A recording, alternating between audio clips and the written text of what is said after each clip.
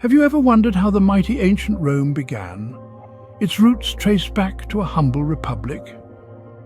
In the heartland of Italy, around the 8th century BC, a small settlement on the banks of the river Tiber began to grow. This was Rome, a place destined to become the center of a vast empire. But in these early days, it was simply a republic, a political entity where power rested not with a king, but with its citizens. The political structure was unique for its time. The Roman Republic was divided into two distinct classes, the patricians and the plebeians. The patricians were the aristocrats, the noble families who held the lion's share of the power. The plebeians, on the other hand, represented the common people. In this early republic, the patricians held sway, but the plebeians were not without influence. They had their own assembly, the plebeian council, which could pass laws that affected all Romans. This balance of power between the classes was an integral part of the Roman political system. Key figures rose to prominence during this period. The Gracchi brothers, Tiberius and Gaius, are remembered for their attempts to redistribute wealth and reform the political structure. Their efforts led to social unrest, but they also laid the groundwork for future reformers. Amidst this social turbulence, an important legal code was established, the Law of the 12 Tables. This was the Republic's first attempt at a written legal code, and it served as the foundation of Roman law for centuries to come. It offered protection of individual rights and outlined legal procedures. The early Republic was not without its struggles, but these challenges fostered resilience and innovation. The seeds of greatness were sown in this period of growth and change. The Republic was learning, evolving and on its way to becoming an empire. Thus, the foundation was laid for what would become one of history's most influential empires. From the ashes of the Republic, the Roman Empire rose, bringing with it a golden age of unprecedented power and progress. The transition from Republic to Empire wasn't seamless. It was a tumultuous period marked by civil wars, political intrigue, and the rise of autocrats. Key figures like Julius Caesar, whose reign marked the end of the Roman Republic, and his adopted son Augustus, the first emperor of Rome, played pivotal roles in this transition. Julius Caesar, a military genius and a charismatic leader, expanded Rome's territories significantly. His audacious crossing of the Rubicon River ignited a civil war, culminating in his appointment as the dictator in perpetuity. However, his reign was cut short by his infamous assassination on the Ides of March. The mantle then passed on to Augustus, who, with a blend of political acumen and military might, established the Roman Empire. His reign ushered in a period of peace and prosperity known as the Pax Romana, or Roman peace, lasting more than 2 centuries. But the Roman Empire was not just about military conquests and political maneuverings. It was a melting pot of cultures, a hub of innovation and creativity. Its cultural richness was reflected in every aspect of life, from architecture to arts and philosophy. The Romans were master builders. Their architectural marvels like the Colosseum, the Pantheon and the aqueducts stood as a testament to their engineering prowess. The grandeur of these structures, some of which stand to this day, encapsulated the might and majesty of the Roman Empire. In the realm of arts, the Romans excelled in sculptures, mosaics and frescoes, drawing inspiration from the Greeks, yet infusing their unique stylistic elements. Their artworks were not just for aesthetic pleasure. They narrated stories of their gods, their victories and their daily life. Philosophy too thrived in the empire. Roman philosophers like Seneca and Marcus Aurelius delved deep into questions of ethics, morality and the purpose of life. Stoicism, a school of philosophy that advocated virtue, wisdom and emotional resilience, found many followers in Rome, including the Emperor Marcus Aurelius himself. The Roman Empire, at its zenith, was a beacon of civilization, its influence echoing through the ages. It was an era of power, progress and cultural richness that left an indelible imprint on the annals of history. The Roman legions were a force to be reckoned with. Their strategies and tactics shaped the course of Rome's history. The military prowess of Rome was a cornerstone of its power, enabling it to expand and defend its vast territories. Let's delve into the intricacies of this military machine.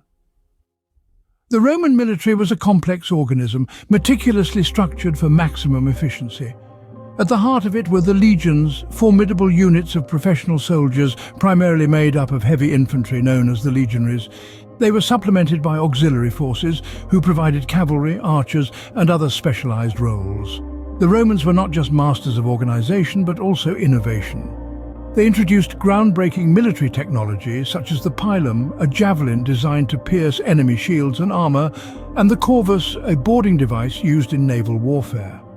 Their fortifications, too, were a marvel, from the marching camps complete with defensive walls and ditches to the grandiose permanent forts.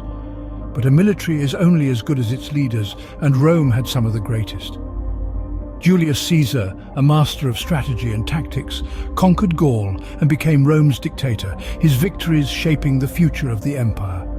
And let's not forget about Hannibal Barca, the Carthaginian general who, although an enemy of Rome, was a military genius whose tactics are studied to this day. Rome faced numerous significant battles throughout its history. The Battle of Zama, for instance, marked the end of the Second Punic War and showcased Rome's ability to adapt and overcome a formidable enemy. Likewise, the Battle of Alesia demonstrated the strategic genius of Julius Caesar and marked a turning point in Rome's history. The might of Rome was not just in its culture and politics, but also in its unparalleled military prowess. From the disciplined legions to the brilliant generals, the Roman military was a testament to Rome's strength, shaping its destiny and leaving a lasting legacy in the annals of military history. All great things must come to an end, and Rome was no exception. The fall of Rome marked the end of an era. In the twilight years of this great empire, Rome found itself wrestling with numerous challenges, each one a harbinger of its impending fall. Economic difficulties, barbarian invasions, and political crises all converged into a perfect storm, spelling the end for the once mighty Rome. The economic fabric of Rome was strained to its breaking point. A dwindling economy, exacerbated by rampant inflation and severe financial crises, laid bare the vulnerabilities of the empire. The once prosperous Roman streets were now marred by the harsh realities of economic decline. Trade dwindled, and so did the grandeur of Rome. But Rome's troubles were not purely economic. The relentless pressure of barbarian invasions also played a significant role in Rome's downfall. The Visigoths, the Vandals, the Huns, they all knocked on Rome's doors, seeking to claim a piece of the empire. Rome, once the conqueror, now found itself on the defensive, its legions stretched thin across its vast borders. Yet, perhaps most damaging of all was the political instability that plagued the empire. Corruption was rampant, and the Roman Senate, once a beacon of civic virtue, was now a hotbed of political intrigue and power struggles.